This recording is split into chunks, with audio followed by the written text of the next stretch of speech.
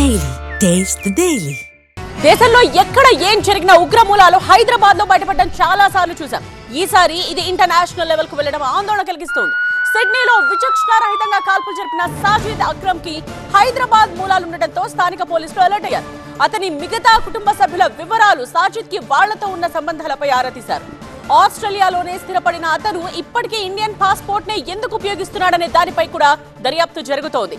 సాజిద్ కొడుకుపై గతంలోనే ఆస్ట్రేలియా పోలీసులకు డౌట్ వచ్చినా ఆధారాలు దొరక్కపోవడంతో వదిలేశారు. ఇప్పుడు పూర్తి స్థాయి విచారణ జరుగుతోంది.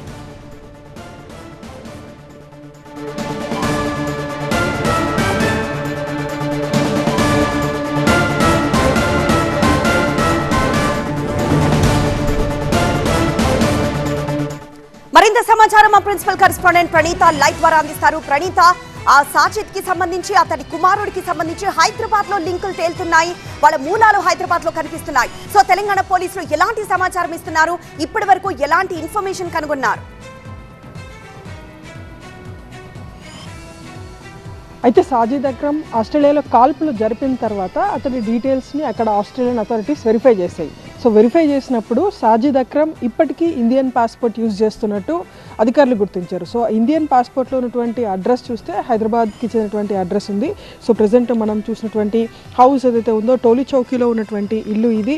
సాజిద్ అక్రమ్ సోదరుడు షాహిద్ అక్రమ్తో పాటు వారి మదర్ కూడా ఇక్కడనే ఉంటున్నారు. సో నిన్న ఆల్ ఆఫ్ సడన్ ఇన్సిడెంట్ రావటం అండ్ వివరాలు బయటికి రావటంతో ప్రజెంట్ ఇంటికి తాళం వేసి ఉన్నటువంటి దృశ్యాలు కూడా మనం చూస్తున్నాము. సో ఇప్పుడు ఈ ఇంటి సంబంధించినటువంటి ప్రాపర్టీ ఇష్యూస్లో గతంలో ఒక 6 times సాజిద్ అక్రమ్ హైదరాబాద్కి వచ్చినట్టు తెలుస్తుంది. చివరిసారిగా 2022లో సాజిద్ అక్రమ్ హైదరాబాద్కి వచ్చాడు. సో దాని తర్వాత ఎప్పుడూ కూడా హైదరాబాద్కి రాలేదు, వీళ్ళని కాంటాక్ట్ చేసేటువంటి ప్రయత్నం కూడా చేయలేదు అనేటువంటిది తెలంగాణ పోలీసులు చెప్పినటువంటి వర్షన్. సో నిన్న ఎప్పుడైతే ఈ న్యూస్ బయటకు వచ్చిందో తెలంగాణ రాష్ట్ర డీజీపీ సైతం అఫీషియల్గా ఒక ప్రకటన చేశారు. సాజిద్ అక్రమ్ మూలాలు హైదరాబాద్లోనే ఉన్నప్పటికీ అతడు ఈ పాల్పడినటువంటి ఘటనకు, ఆస్ట్రేలియా ఘటనకు సంబంధించి ఎక్కడ కూడా తెలంగాణ కానీ హైదరాబాద్కి కానీ లింక్ లేదు. 27 years క్రితమే తను ఆస్ట్రేలియా సిటిజన్షిప్ కోసం అక్కడికి వెళ్ళిపోయాడు. కానీ తన కొడుకు ఎవరైతే ఈ కాల్పుల్లో పాల్పడినటువంటి నవీద్ అక్రమ్ ఎవరైతే ఉన్నారో, సో అతడికి సంబంధించినటువంటి సిటిజన్షిప్ మాత్రం ఆస్ట్రేలియాలోనే ఉంది. కేవలం సాజిద్ అక్రమ్కి సంబంధించి మాత్రమే హైదరాబాద్లో సంబంధించినటువంటి అడ్రస్తో ఇండియన్ పాస్పోర్ట్ ఉంది. సో అతడికి సంబంధించినటువంటి వివరాలు చూస్తే గత 6 yearsగా వీళ్ళు ఐసీస్కి సంబంధించినటువంటి శిక్షణ తీసుకుంటున్నట్టు ఇప్పటికే అధికారుల దర్యాప్తులో బయటపడింది. గతంలో 2019లో నవీద్ అక్రమ్కి సంబంధించినటువంటి 2 ఫ్రెండ్స్ని అక్కడ ఆస్ట్రేలియన్ అధికారులు అరెస్ట్ చేశారు. సో వాళ్ళని అరెస్ట్ చేసిన తర్వాత వాళ్ళ ఫ్రెండ్గా ఉన్నటువంటి నవీద్ పైన కూడా పోలీసులకి అప్పట్లో అనుమానం వచ్చింది. సో అతని మీద నిఘా పెట్టారు. కానీ అప్పట్లో ఇతని టెర్రర్ యాక్టివిటీస్కి సంబంధించి సరైనటువంటి ఆధారాలు లేకపోవడంతో పోలీసులు కూడా ఇతన్ని కాస్త లిబరల్గా వదిలేశారు.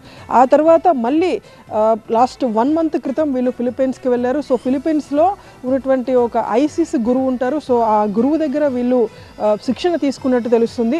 అయితే సాజిద్ని పూర్తిగా మౌల్డ్ చేసింది ఐసీస్ వైపు వెళ్ళడానికి మాత్రం ఇతని కుమారుడు నవీద్ అక్రమ్గా ఆస్ట్రేలియన్ పోలీసులు చెప్తున్నటువంటి వర్షన్.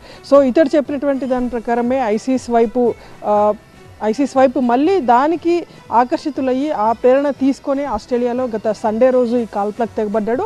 సో ప్రజెంట్ హైదరాబాద్ వాసిగా ఉన్నటువంటి సాజిద్ అక్రమ్ అక్కడ అధికారుల కాల్పులో మరణించాడు. అతని కుమారుడు నవీద్ అక్రమ్ మాత్రం ప్రజెంట్ పోలీసుల కాల్పులు అతడు గాయపడ్డాడు కాబట్టి హాస్పిటల్లో చికిత్స పొందుతున్నాడు. ఎస్ ప్రణీత.